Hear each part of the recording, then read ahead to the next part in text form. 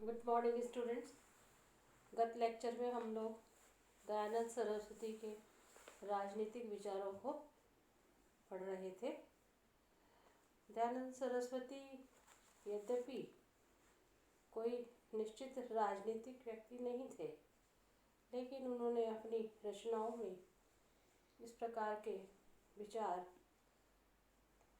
व्यक्त करते हुए राजनीति की मीमांसा की। उनकी प्रमुख पुस्तकें सत्यार्थ प्रकाश तथा ऋग्वेदादि भाष्य, दोनों में ही एक एक अध्याय ऐसा है जिसमें राजनीतिक विचारों की मीमांसा उन्होंने की है। दयानंद पर मनुस्मृति के राजनीतिक विचारों का भी बहुत कुछ प्रभाव पड़ा था। दयानंद पारिभाषिक अर्थ में राजनीतिक दार्शनिक नहीं थे।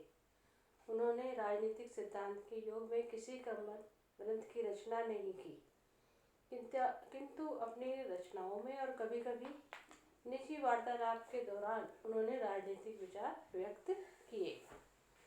दयानंद कर्मवादी थे और इसी आधार पर उन्होंने तत्कालीन परिस्थिति में भारतीय राष्ट्रवाद का भी एक लक्ष्य रखा और पूरे समाज को इसमें जोड़ने की कोशिश की। वे कोई कल्पनाशील विचारक नहीं थे। उनका वैदिक आदर्शवाद कर्म को प्रेरणा देने के लिए था। आंतरिक महत्ता बाह्य प्रमुखता की अपरिहार्य शर्त है, ऐसा दयानंद सरस्वती का मानना था। अतः दयानंद ने विवेक शून्य अंधविश्वासों तथा परंपरावाद के विरुद्ध वीरतापूर्वक संघर्ष किया और विवेक एवं सत्य के जीवन की पूजा करने पर बल दिया। दयानंद का आत्मिक जीवन यदि एक ओर राष्ट्रवाद को मजबूत करता है, तो दूसरी ओर राष्ट्रवाद से भी अधिक उत्कृष्ट विशालतर वृत्तों से एकात्मता का संदेश देता है। उनके अनुसार कर्मांत और वेदांत का समन्वय न केवल मानव के वैयक्तिक जीवन को उन्नत बनाता है, अपितु राष्ट्र को सर्वाधिक उन्नति का भी पथ प्रशस्त करता है। दयानंद ने राष्ट्रवाद को स्वदेशी व भारतीय अभिमुखीकरण प्रदान किया। उनका राष्ट्रवाद पश्चिमी राष्ट्रवाद का अनुकरण मात्र नहीं था। दयानंद ने भारत को स्वयं के धर्म, गौरवपूर्ण संस्कृति और स्वयं की भाषा द्वारा ही राष्ट्र के विकास का मार्ग दिखाया। वे ऐसे प्रथम व्यक्ति थे जिन्होंने स्वराज की नई अवधारणा प्रदान की तथा यह उद्घोष किया कि सुराज कभी स्वराज का स्थान नहीं ले सकता। उन्होंने संपूर्ण राष्ट्र के लिए संपर्क भाषा के रूप में सर्वप्रथम एक भाषा हिंदी को सर्वप्रथम स्वीकार किया। वे प्रथम व्यक्ति थे जिन्होंने भारत में स्वदेशी और बहिष्कार का नारा दिया तथा राष्ट्रीय चेतना को जगाया। दयानंद की इस ज्वलंत देशभक्ति ने भारतीय राष्ट्रवाद को व्यापक आधार प्रदान किया तथा राष्ट्रवाद की अवधारणा को जन जन के निकट तक पहुंचाया।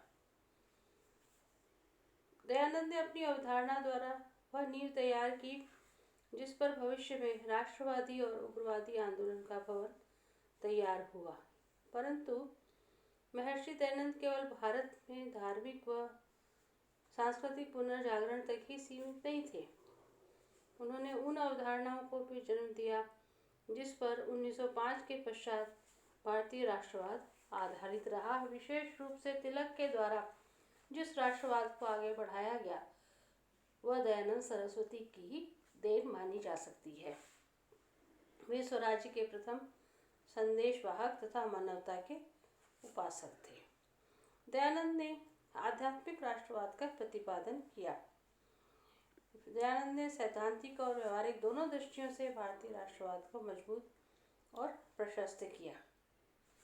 दयानंद के अनुसार राजकीय और आर्थिक शक्ति का नैतिकीकरण अनिवार्य है। शक्ति का दुरुपयोग न हो, इसके लिए आत्मवान पुरुषों का समाज में रहना और शासन कार्य में अंशतः हिस्सा लेना अनिवार्य है।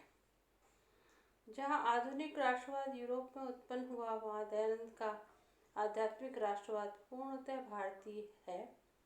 आधुनिक राष्ट्रवाद उग्र राष्ट्रवाद के रूप में प्रत्यक्ष या अप्रत्यक्ष रूप से उपनिवेशवाद और साम्राज्यवाद में परिणत हो जाता है, जबकि दयानंद का राष्ट्रवाद आंतरिक और बाह्य दोनों क्षेत्रों में समानता पर आधारित है। उनका राष्ट्रवाद विश्व बंधुत्व और वसुधैव कुटुंबकम पर आधारित है। दयानंद ने वैदिक मनोविज्ञान को अपना आधार बनाया, जिसमें भावना और बुद्धि के समन्वय का संदेश है। दयानंद ने आध्यात्मिक राष्ट्रवाद और समाज का जो चित्रण किया है, वह जड़वाद के स्थान पर आत्मवाद को, मानव असमानता के स्थान पर मानव समानता को और निरे अविवेकवाद के स्थान पर बुद्धिवाद और भावनावाद के समन्वय को प्रश्रय देता है। इस प्रकार 19वीं सदी के विश्व के महान नायकों की श्रेणी में दयानंद को सहज ही रखा जा सकता है।